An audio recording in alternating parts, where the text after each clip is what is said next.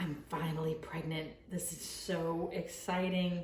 I want this baby to have the best possible life. What if I pass on my sickle cell gene and it prevents them from having that? I wonder what the possibilities are. CRISPR technology. I wonder what that is. I better call up my super smart scientist friend. Hi. Yeah, it's been a while. Listen, I'm calling to ask you a quick question. I recently found out I was pregnant, and as you know, I have sickle cell disease.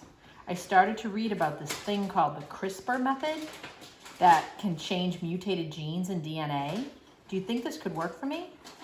Is there a chance my child won't get sickle cell disease? First, congrats on your pregnancy.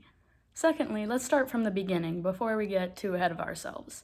Let me explain how CRISPR and genes work in the first place. Your DNA is what makes up certain traits in your body. What distinguishes these traits from other people's are the sequences of these little letters called purines and pyrimidines, or base pairs. The purines are adenine and guanine, which are represented by A and G. The pyrimidines are thymine and cytosine, which are represented by T and C. The adenine always pairs with the thymine, and the guanine always pairs with the cytosine. The order of these pairs placed on the double helix structure determines different traits. So one trait could look like this, and another trait could look like this. Now that you understand the basics of base pairings, let's move on to the CRISPR method. In 1987, a group of Japanese scientists were studying the DNA sequence in E. coli bacteria and noticed an unusual repeated sequence of these base pairings. What made them unusual was that they were read the same backwards as they were forwards. This is known as palindromic. For example, the DNA looked a little bit like this, AGTGA. Later, in 1990, a Spanish biologist named Francisco Mojica found the same palindromic DNA patterns in archaea. He was the one who came up with the name CRISPR, which means clustered, regularly interspaced, short palindromic repeats.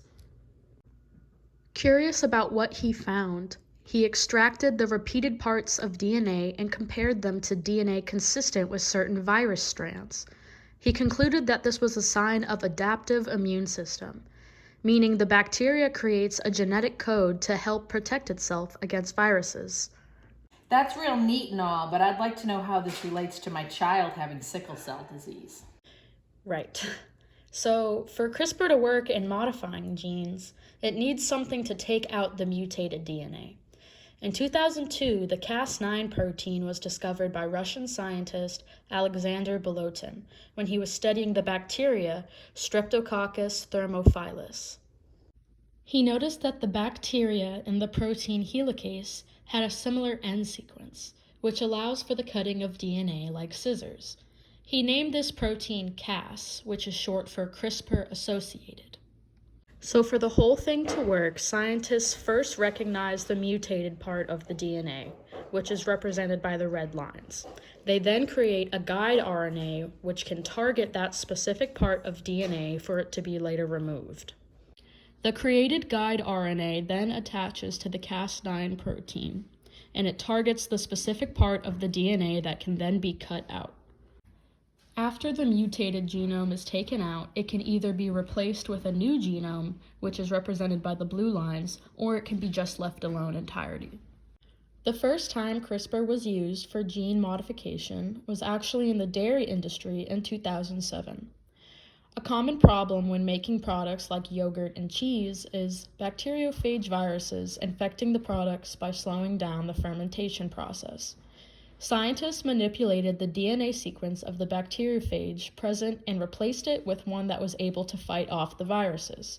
To this day, farmers still use CRISPR to genetically modify food, such as tomatoes without seeds or apples that won't turn brown.